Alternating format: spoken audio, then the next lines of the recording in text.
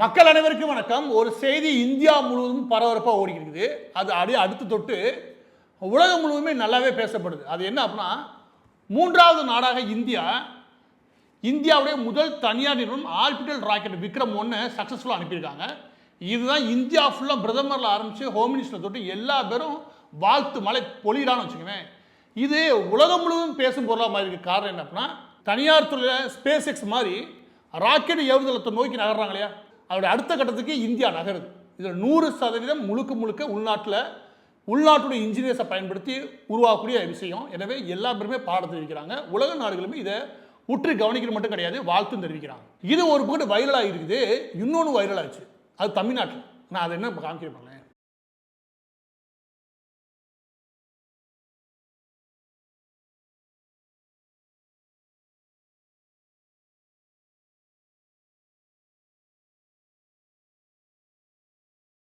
இது தமிழ்நாட்டில் ஒரு பொண்ணு நெத்தியில் வந்து டாட்டு குத்துறாங்கன்னு தெரியாது, டாட்டு அப்படியே நிறைய அழிக்கிறாங்க விஜய். ஆகா, விஜய் மீது பாசத்தில் அவங்களோட ரசிகை செய்யக்கூடியதை பாருங்க. அண்ணன் மீது தங்கள் கொண்ட பாசம் அப்படி கொட்டிக்கிருக்காங்க. குப்பையாக போயிருக்கீங்க. குப்பையாக போகிறதுக்கு என்னென்ன வேலையோ அத்தனை வேலையும் பார்க்குறீங்க. அது எனக்கு தோணுது. நான் வேணா சொல்கிறேன், நான் ஒன்று சொல்கிறேன், நீங்கள் எடுத்து போட்டு பாருங்கள். இதோ ஒரு வீடியோ அந்த பொண்ணு பண்ணிருச்சு, அதனால் இதுக்காக மாரராசியை பொங்குறாரு. நீங்கள் எடுத்து போட்டு பாருங்கள். நான் சொல்கிறேன், நீங்கள் எடுத்து பாருங்கள். 2000க்கு அப்புறம் இல்லை 2010க்கு அப்புறம் எடுத்து பார்த்துக்கோங்க.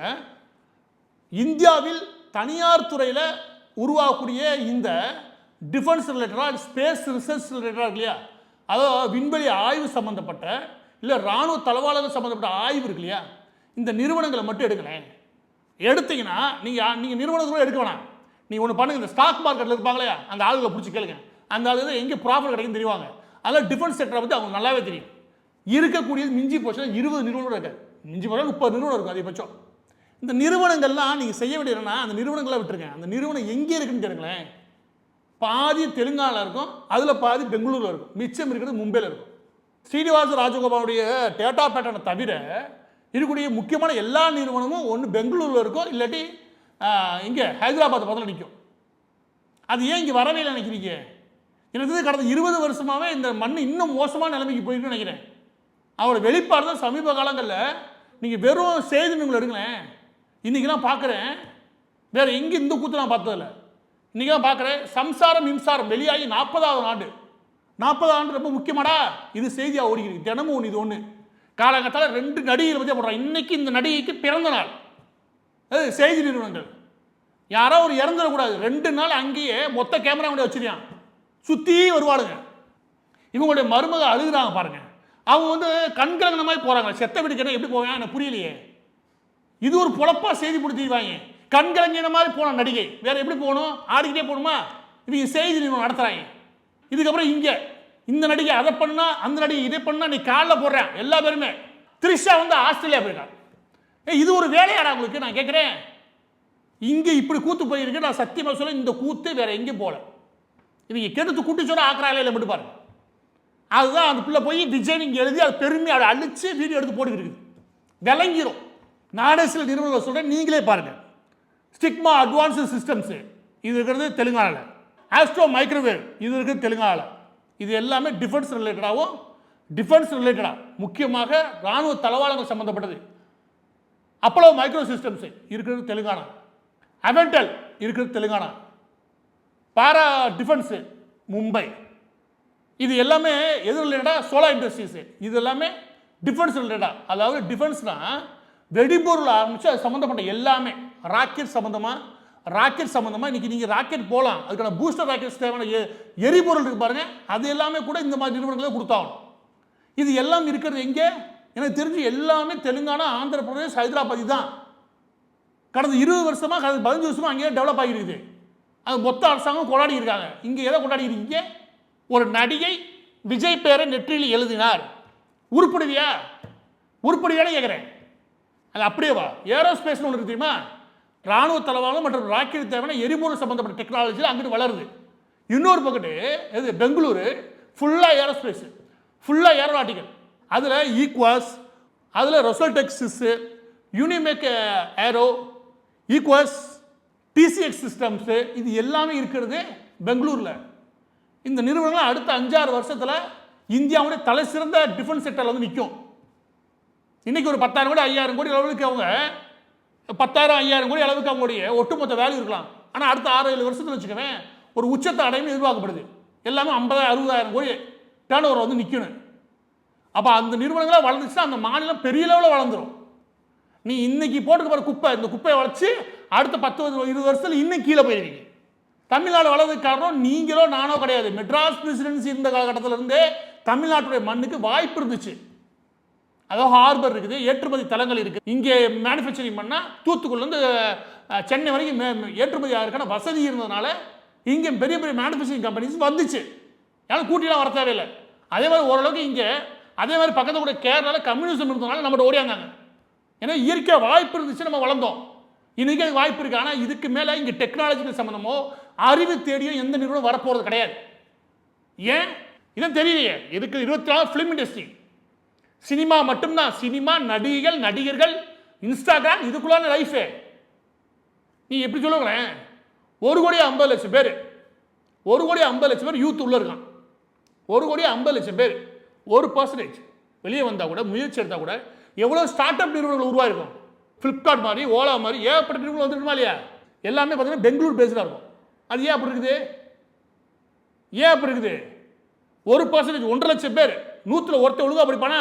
கண்டிப்பாக படிப்பான். நல்லாவே அறிவுத்தேடல் இருக்கும். அந்த குழந்தைகள்லேருந்து 1% வெளியே வந்தாலும் முன்னாலும் பெரிய இன்னும் பல ஸ்டார்ட் அப் நிறுவனங்கள் தமிழ்நாட்டை உருவாயிருக்கணுமே. உருவாகாது. அதுக்கு காரணமே நீ காலனி போகிற செய்தி போகிற பாரு, சம்சாரம் மின்சாரம் வெளியாகி 40வது ஆண்டு தேவை, நாட்டில் ரொம்ப தேவை, அவசியமான செய்தி. நீலாம் ஏதாவது விளங்குவியா? நான் செய்தி நிறுவனம் நடத்துகிற கேட்குறேன். எல்லா உருப்படாத கேஸும், எங்கேயும் வாய்ப்பு கிடக்காத கேஸு, எந்த இடத்துல எது அறிவும் தேடாத ஒரு கேஸ் ஃபுல்லாக எதில் போய் உட்காந்துருக்கா? எதாவது செய்தி நிறுவனத்தில் போய் உட்காந்துருக்கா அப்படின்னு தோணுது. இந்த மாதிரி இந்த அளவு குப்பையாக இருக்குன்னா அதை விட குப்பையை சமூகத்தை மாற்றிருக்காங்க.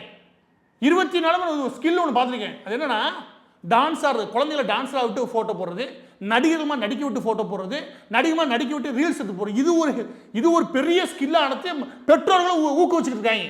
போயிடும் அப்படியே சமூகம். விளங்குமா? இல்லை விளங்குமான்னு கேட்குறேன் நான். பிடிச்ச நடிகராக பார்க்கலாம், அது என்டர்டெயின்மெண்ட். தமிழ் சமூகம் எப்படி இருந்துச்சுன்னா என்டர்டெயின்மெண்ட். சினிமா முடிச்சா இந்த சினிமா, அது என்டர்டெயின்மெண்ட்லேயே வாழ்கிறாங்க எல்லா பக்கட்டும். நீ இப்போ என்ன சாதிச்சுன்னு என்டர்டெயின்மெண்ட்டில் சுற்றிடுற. இயற்கை வாய்ப்பு இருந்துச்சு, ஊரே கேவலமாக பார்க்கலாம் போய்கிருக்கு. நெத்தியில் போய் விஜய்னு எழுதுனா ஒரு பெருமை.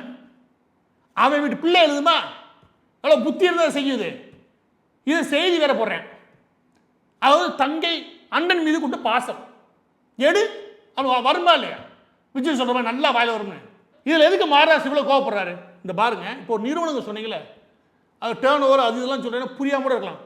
நான் பெட்ரோலுக்கு சொல்கிறேங்க இல்லைங்க, இது சிம்பிளாக சொல்கிறேன். இன்னைக்கு இந்த ராக்கெட்டை ஆர்பிட்டுக்கு அனுப்பியிருக்கு இல்லையா, அது பேர் ஸ்கை ரூட்.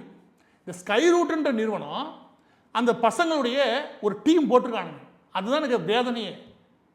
அந்த பசங்க ஒட்டு மொத்தமாக இருக்கக்கூடிய ஆவரேஜ் ஏஜ் என்னன்னு கேட்டால், ஃபோன் பண்ணி கேட்டால் 28ன்றான். 28. யாரும் ஒன்றும் 40-50 வயசு கிளம்பி உள்ள உட்காரல. அந்த பசங்களோட ஒட்டு மொத்தம் அந்த ஃபோட்டோ நீங்கள் தயவுசெய்து பாருங்க. எல்லாம் சின்ன பசங்க. 28. அவர் 6 வருஷம் ஒர்க் அவுட் பண்ணியிருப்பாங்களா? 28 ஆவரேஜ் ஏஜ் ஒரு டீம் சாதனை பண்ணியிருக்கானுங்க. உலகம் ஃபுல்லாக பேசும் பொருளாக மாறி இருக்கு. எவ்வளோ பெரிய பெருமையான விஷயம். இன்னொன்று என்னன்னா, இது அந்த குழந்தைகளுக்கு வருமானத்தையும் உருவாக்க வல்லது. ஒரு ராக்கெட்டை நீங்கள் வேற ஒன்றும் கிடையாது. இப்போ இவங்க ஆர்பிட்டில் கொண்டு போய் ஒரு ராக்கெட்டை நிலைநிறுத்துறான்னு வச்சுக்கோங்க. உங்களுக்கு புரியும் மாதிரி சொல்கிறேன். ஒரு ராக்கெட்டை கொண்டு போய் நிலைநிறுத்துறாங்க. அந்த ராக்கெட் யார் யாருக்கு பயன்படலாம் அப்படின்னா, ஒரு யூனிவர்சிட்டி, எது சவுத் ஆப்பிரிக்காவில் கூட ஒரு யூனிவர்சிட்டியோ இல்லாட்டி அமெரிக்காவோட ஒரு யூனிவர்சிட்டிலையோ அதில் கூட ஆய்வுக்காக அந்த மாணவர்களை செய்யக்கூடிய ஒரு சேட்டலைட் இருக்கு இல்லையா, செயற்கைக்கோள், அதை அந்த ஊரில் அனுப்புனா காஸ்ட் அதிகம், விலை அதிகம்னால நம்மகிட்ட கொடுத்து மேலே கொண்டு ஆர்பிட்டில் நீங்கள் நிலைநிறுத்தணும் அப்படின்னு சொல்லி கேட்டுக்கிறது உண்டு. அதுக்கு சர்வீஸ் சார்ஜாக நீங்கள் 50 கோடி வாங்கிச்சு வச்சுக்கோங்க. இந்த நிறுவனம் ஒரு வருஷத்தில் 50 கோடி, ஒரு மாதத்துக்கு ஒன்றுனா என்ன ஆச்சு? மாதத்துக்கு ஒன்று கிடையாது, மாதத்துக்கு 4 கிடைக்கும் ஈஸியாக. இதுவே 2,500 கோடி இப்போ வருமானம் தரும் இந்த பிள்ளைகளுக்கு. இது சக்ஸஸ்ஃபுல்லாக உலகம் ஃபுல்லாக நீங்கள் ஒரு செய்தியாக போயிருக்கு. எல்லா பேரும் இப்போ அந்த நிறுவனம் இப்போ ஆப்ஷனாக இருக்குது. 6 வருஷப்பட்ட கஷ்டம் இன்னைக்கு ஃபுல்லாக ராக்கெட் வேகத்தில் உச்சத்துக்கு போவாங்க. நீங்கள் இப்படி யோசிக்கலேன். ஏன்னா அந்த சினிமா கடையை தூட்டிவிடுவேன். எல்லா பேரும் விவசாயத்துக்கு போங்க. நீ ஏன்டா போல நடிகர் எவனும் போக மாட்டானே. விவசாயம்ன்றது ஒரு துறையா வச்சுக்கிறதுல தூண்டி விடுறது பசங்களை. அதுலயே பாதி பசங்க நல்ல பசங்களே மழுங்கி பத்தி மாதிரி தோணும். விவசாயம் இன்னொரு செக்டார், வெவ்வேறு செக்டார் எல்லாமே. நீங்களே சொல்லுங்க, 2500 கோடி எனக்கு லாபம் தேவை.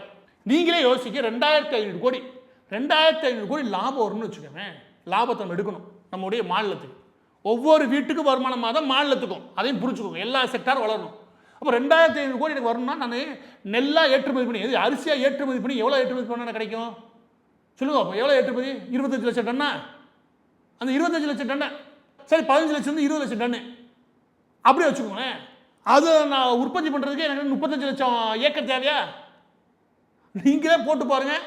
அவ 35 லட்சம் ஏக்கர் நிலம் என்ன உற்பத்தி பண்ணி, என்ன ஒர்க் ஃபோர்ஸ் பண்ணி நம்ம ஏற்றுமதி, நம்ம சாப்பிட போறதில்ல, நல்ல பாஸ்மதி அரிசியை உருவாக்கி கல்ஃப் கண்ட்ரீஸ்க்கு, எது அரபு தேசத்தில் அங்கே நம்ம மக்கள் சாப்பிட அனுப்பி வைக்கிறோம்.